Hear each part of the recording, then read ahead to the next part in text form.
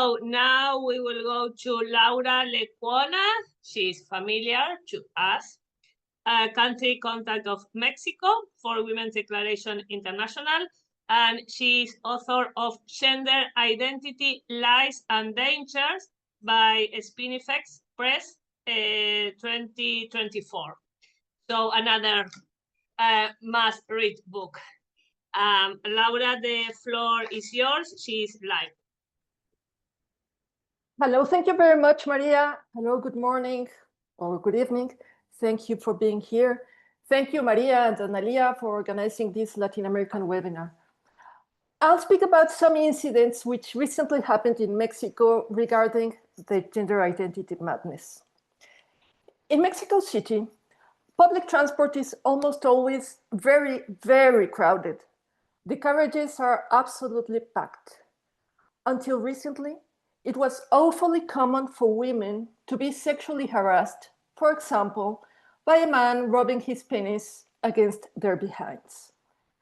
Since the year 2000, the subway system assigned a couple of coaches on each train for women and small children exclusively. Another important means of transport, the Metrobus, which is a kind of bus, has, since its creation in 2005, a designated women-only area, women and children-only area. Of course, these kind of measures shouldn't be necessary, but they are, because it seems it's a little harder convincing males not to harass women than putting a physical barrier between them. This is a more or less effective way of keeping women safe from male sexual violence while they travel. Women who so wish or who travel with male companions may board the mixed carriages or areas without a problem. Needless to say, there are men who don't respect those women-only spaces. Very frequently, there are males traveling in the women's carriage indifferent to the rules, both regular men and men in woman face. Regular men think they are allowed to because they don't harass, and men in woman face feel entitled to it because they feel women on the inside. And Mexican institutions play along. Of course, we are not supposed to take at face value regular men who say they don't harass, in contrast with men who say there are women whose claims we should never ever question. These men are legally women if they only say so, and we must act accordingly. When a man enters the women-only space, usually nothing happens. The rule in public transport is not very zealously enforced. Even women are somewhat tolerant of men who don't comply, maybe out of resignation. I once said to an older man he shouldn't be in the women's space, and several women started shouting at me, "How dared I challenge the poor guy?" On another occasion, I said the same thing to a young man, and he made as if to punch me. I did get scared. No women backed me. After that, I stopped complaining. I know of other women who are upset by this disregard of the rules, but complaining to the authorities is tiresome, and being attacked by other women for defending their own rights is very frustrating. Women who try to make their voices heard and want the rules to be enforced are seen as troublemakers. But there are exceptions. In July 2018, a male who calls himself a woman and adopted the name Valentina Telema was riding on a female-only coach on the subway. He wears long hair and does his eyelashes, but also has a thick beard. He doesn't fool anyone. Surprisingly enough, there's a video of a group of women insisting he get out. He, towering above all the women around him, yells, "I'm a woman, respect my identity." At some point, he produces his official ID, which states he is indeed a woman. Maybe we can see the video. Do you have it there, Bernadette?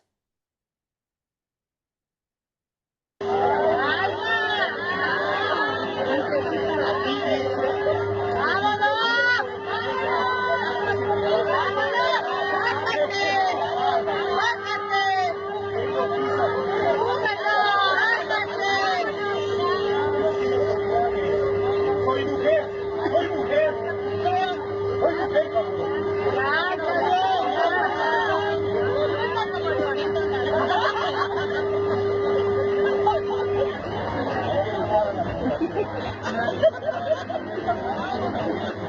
No nos grabes aquí.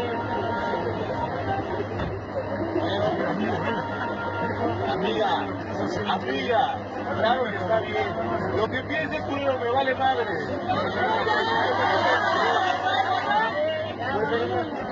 Respétame, amiga, respeta mi identidad. Respeta, llámame femenino. Yo voy a celebrar de otra manera. Porque te estoy diciendo. Respétame primero.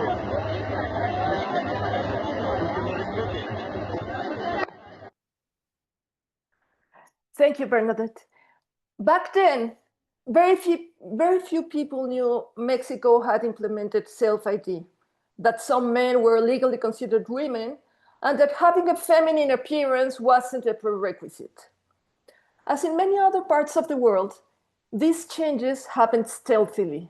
There wasn't a consultation, there wasn't an official announcement, widespread media attention, or an explanation to the citizenship. It was a surprise. And many people still don't know that this is the case. This last 13th of August, a man in woman face tried to enter a women's coach in the subway, but something happened. A policewoman, Officer Lira, stopped him. He challenged her and recorded her in his phone as she was telling him to his face that he could not enter the women-only carriage because he was not a woman, but a gentleman. And there's a video too. Can we see it, Bernadette, please? Ok. Claro. Qué bueno que lo dices. Me parece muy bien. Ajá. De mi qué. Ajá. Qué bueno. ¿Acaso te dije algo yo a ti? Estás en un área restringida que es especial para mujeres y tú no eres mujer. Ok, vale. Qué bueno que lo acabas de decir. Mi amiga es una mujer trans. Exacto, mujer trans. Mujer trans. Lo que estás haciendo es discriminación y abuso. Te estamos grabando. Thank you, Bernadette. Well, of course, he complained. Not like these women who tolerate men in their carriages. He complained, and immediately the policewoman's superior allowed this male to enter the women-only carriages. The incident escalated when the video was published in social media, and several institutions supported this gentleman in a short skirt and woman face and condemned Officer Lira's actions. The subway system issued a statement, quote, "There will be zero tolerance for any type of conduct that violates the rights of all people who live in or visit the city. So the policewoman will be sent for training on gender equality and respect for the rights of the LGBTQIQ+ community," unquote. Other disciplinary measures would be taken against her as well. Mexico City's Council for Preventing and Eliminating Discrimination, whose head is a well-known trans activist and an advocate of surrogacy, she's a woman, but she's a trans activist, strongly condemned Officer Lira's actions, claiming they were illegal because in Mexico, discrimination is forbidden.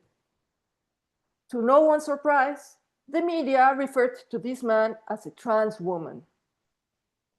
Earlier, in March 2025, Mexico's Supreme Court resolution on a similar case, which took place in some public toilets, stated that, quote, "Denying access to a restroom based on gender identity and treating trans women in a hostile manner violates their rights to equality, non-discrimination, and gender identity," unquote. This is a serious precedent, and now it will be more difficult to defend women-only spaces from predatory men. And we should include all so-called trans women in the category of predatory men. By definition, all of them prey on women's identity and on women's rights. But the Supreme Court is a captured Mexican institution, among several others. It has even passionately advocated for the recognition of trans kids. Children of any age can have their birth certificate falsified if they are under the illusion that they were born in the wrong body. They only need their parents' consent. The vast majority of people do not believe men in woman face are women, nor that they should be allowed in women-only spaces. But not everybody sees this as a serious threat to women's rights. Men in particular see it as something funny or gross. The reactions of men in social media or online newspapers to the subway incident consisted in mocking the ridiculous man. Women, in contrast, are a little more aware of the serious implications. Transgender rights activists organized a protest against Officer Lira's actions, which consisted in invading female-only carriages in the subway throughout Mexico City the 21st of August. They carried flowers for the passengers in order to conceal their symbolic conquest of women's spaces. On the other hand, several women wanted to show support to the punished officer who was doing her job. Some of them sent emails to the subway system offices. A group of abolitionist feminists wrote a support letter to gather signatures and send it to the director of the subway system. But please listen to the wording of the letter. Quote, recently, there have been discussions about the use of women-only spaces by members of the LGBT+ community, specifically by trans women. Mind you, this is an abolitionist letter. While we understand the support and fight for the rights and inclusion of all people, regardless of their gender identity or sexual orientation, it is essential to respect the purpose of these spaces and recognize the particularities of each social movement. While women share experiences of violence and discrimination with the LGBT+ community, especially with trans women and trans men, it is crucial to recognize that the struggles and needs of people who were born female must be recognized and addressed in a particular way. Because of its transgender language, the letter received some criticism from radical feminists, and it stopped circulating before gathering enough signatures, I believe. Someone told me there had been internal disagreements about its phrasing, but the fact is, this is the version of the letter that circulated among WhatsApp groups to collect signatures. This is a very sad proof that there are women who consider themselves radical feminists and think that if they want to defend women's rights, they should first get down on their knees before men who consider themselves women. But radical feminists should stop inserting this kind of counterproductive disclaimers each time they want to assert their sex-based rights. We radical feminists do not believe in gender identity. We know this thing called LGBT+ community is grossly misogynistic and anti-lesbian. We don't call women people who were born female. We know that not allowing men in woman face in female-only spaces is not discrimination, and we don't recognize their struggles, which consist in nothing else besides throwing women under the bus and taking away our sex-based rights. This is not the first time that a language issue creates a fracture among radical feminists. There are abolitionists who would, of course, never call prostitution sex work, but are happy to call men in woman face trans women. In March 2024, the organizers of an abolitionist, separatist, radical feminist Women's Day demonstration, which was different from the huge Women's Day march led by liberal feminists who support men in woman face, these radical feminist abolitionists read at the end of the demonstration an official statement which had a similar disclaimer. quote, "We do not deny that transgender people have rights. On the contrary, we recognize that their struggle is legitimate and we empathize with the difficulties and adversities they face in a patriarchal, heteronormative environment," unquote. When these words were pronounced, feminists in the crowd began to feel uncomfortable and protested that kind of language and those assertions. I was asked by women in the public to take the microphone because they know what I think about conceding there is such a thing as a trans person. I was still speaking when the organizers turned the loudspeakers and the microphone off. It was a huge irony having radical feminists trying to shut a radical feminist up. Trans rights activists would have been proud of them. But back to 2025. The 12th of September, recently, 1 month after the man in woman face subway incident, a group of female passengers in a women-only coach on the subway discovered a man with long hair trying to pass as a woman, unzipping his jeans, getting very close to a young woman, and taking photos of her. They were outraged. Some were pulling his hair, and one of them even gave him some punches. They held him until they could hand him over to the police in the next station. There's a video. Can we see it now, Bernadette, please?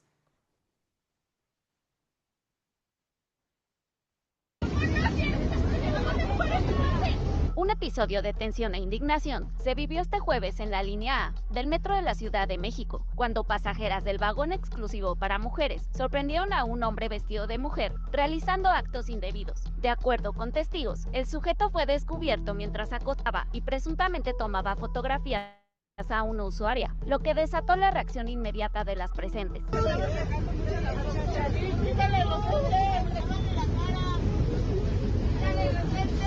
Las pasajeras, al percatarse de la situación, rodearon al hombre para impedir que escapara. Con gritos y denuncias, exigieron que permaneciera dentro del vagón hasta que intervinieran las autoridades del sistema de transporte colectivo. No lo dejen bajar y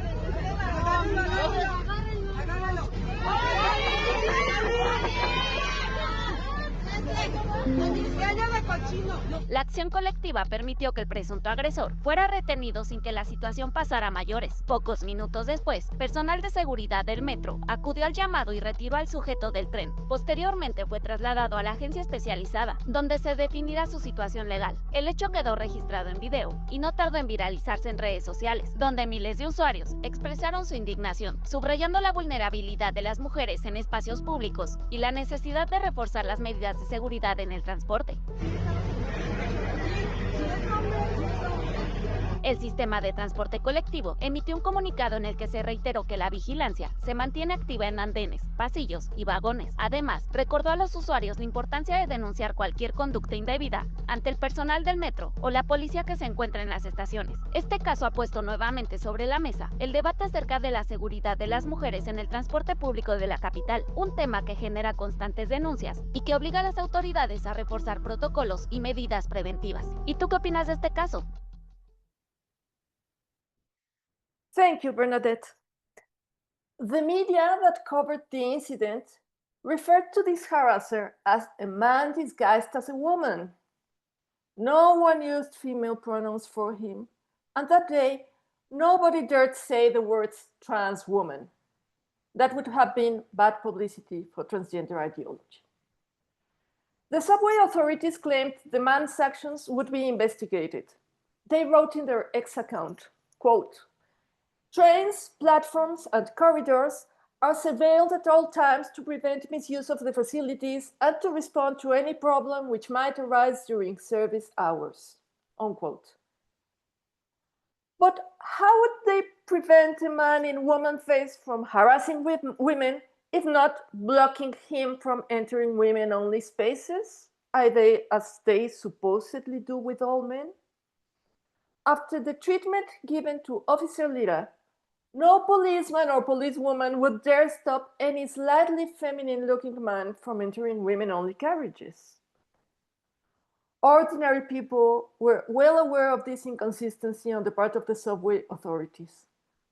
Only the captured institutions, liberal feminists, and trans allies believe there is a substantial difference between the man in woman face who challenged Officer Lira and the harasser in disguise who was caught by the subway passengers a month later. Luckily, people uncontaminated by transgenderism, by transgender ideology, like the inspired women on the subway, can't be so easily taken in. Radical and abolitionist feminists of all people must not take part in this deception. We must stop acting as if men who claim they are women are special and deserve their sympathy and their support. We should have enough clarity to know the only way to reclaim our sex-based rights is putting an end to the whole gender identity travesty with no exceptions. Thank you very much.